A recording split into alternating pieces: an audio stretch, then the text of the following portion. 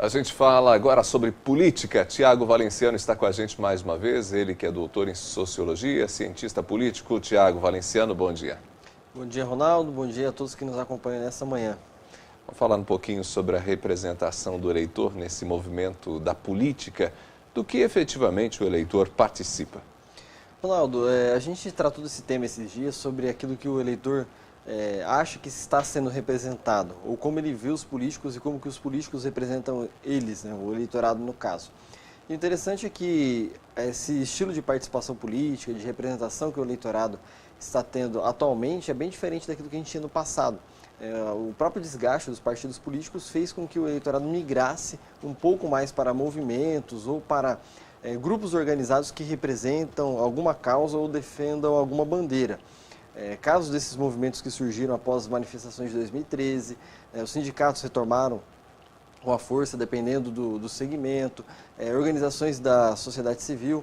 Enfim, o eleitor está buscando agora novos espaços para discutir a política, para além do partido político organizado, para além das instâncias partidárias que a gente já tem atualmente. No Brasil, a gente viu recentemente crescer um movimento chamado Movimento Brasil Livre, um tanto conservador, e defendendo bandeiras muito claras e, principalmente, no caso, a queda, né, da ex-presidente Dilma. Sim, além do Movimento Brasil Livre, surgiram vários tentáculos aí do Brasil Livre, tentando também defender não só a queda da Dilma, mas outras bandeiras que a direita estava meio que perdida nos últimos anos do Brasil. Isso refletiu um pouco nas urnas, inclusive, nesse ano, conforme a gente já comentou aqui alguns dias atrás. Então, esses movimentos também eles têm uma ideologia partidária definida, né? Não são movimentos que surgem somente para defender alguma causa, alguma bandeira, eles têm algum sentido, alguma razão de ser. Eu até comentava esses dias, Ronaldo, que existe uma grande dificuldade de você recrutar membros para participar de juventudes partidárias, que sempre foi o grande filão, a grande porta de entrada do jovem na política, a grande participação para que o jovem começasse a ingressar na vida pública ou na vida política, e hoje em dia a gente já não consegue mais. O jovem não se interessa pela juventude partidária, porém gosta mais desses movimentos ou de entidades que representam alguma causa, algum anseio voltados para a juventude, por exemplo. Então, a juventude acaba também encontrando seu espaço de identificação. Com certeza. Não que a juventude partidária tenha sido encerrada de uma vez por todas, não é isso que a gente está comentando, mas sim que, além da juventude, ou mais que a juventude, o jovem tem se identificado com os movimentos, porque o movimento é uma coisa bacana a gente participar, né? Ele começa e se ele terminar não tem problema nenhum, você não precisa se filiar a ele ou se fidelizar a ele, mas sim, eu acabo aceitando qualquer tipo de causa, defendo essa bandeira e a partir do momento que essa bandeira deixa de existir, eu saio do movimento. Então, quer dizer, a minha sensação de pertencimento, ela só existe no momento em que eu estou participando ou que aquela bandeira é válida. Ela não existindo mais, minha participação e meu pertencimento também deixa de existir. Mas essa ausência do eleitor efetivamente na vida política, principalmente pensada como partido político, é positiva? Essa ausência é positiva? É negativo, Ronaldo. A gente vem comentando também aqui ultimamente de que é importante que os partidos políticos se organizem mais e que eles fiquem mais presentes na vida das pessoas. No dia 9 de novembro, daqui a alguns dias, portanto, a Câmara dos Deputados deve votar aquela PEC da cláusula de barreiras, né? Aquela PEC que vai fazer com que os partidos políticos que têm um certo número de deputados vão conseguir se manter e os demais não vão ter direito a fundo partidário, tempo de TV e outros benefícios. Então isso mostra que não só via Congresso, mas também via eleitorado, a participação partidária efetiva e ideologias políticas bem colocadas precisam ser mais solidificadas no Brasil, sim.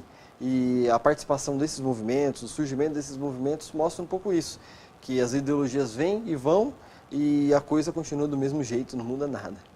E quando há essa ausência, né, do eleitor de participar mais efetivamente da dinâmica dos partidos políticos, ele acaba estando também um tanto alheio a tudo o que acontece e perde às vezes a chance de cobrar de maneira mais efetiva uma mudança, que é aquilo que a gente de fato deseja.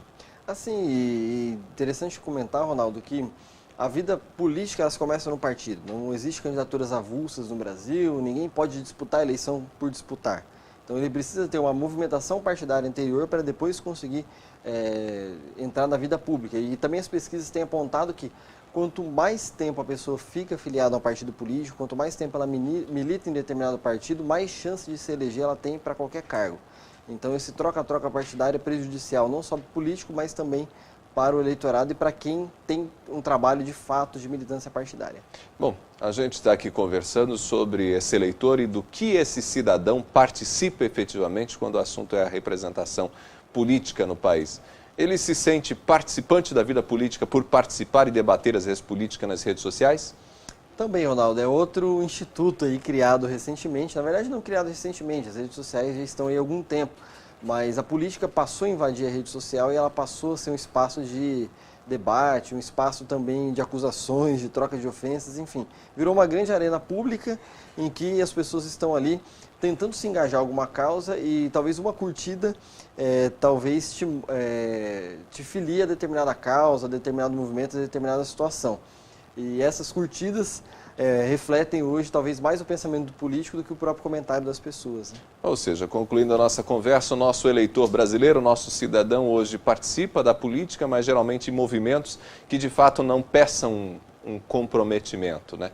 Que é o que acontece ou que deveria acontecer nos partidos políticos. É quase que uma participação pós-moderna aí, né? Quanto mais eu me filio ou participo daquilo que me tem interesse, no momento, com a fluidez que essa pós-modernidade vem e vai, eu também saio daquilo que eu estou participando, né? Basicamente isso.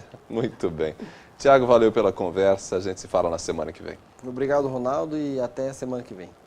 Conversamos com o Tiago Valenciano e com o papo que tivemos com o Tiago nesta manhã, a gente termina mais uma edição do Ponto Com News. Obrigado pela companhia. A gente se fala amanhã, sexta-feira. Até lá! Ponto Com News.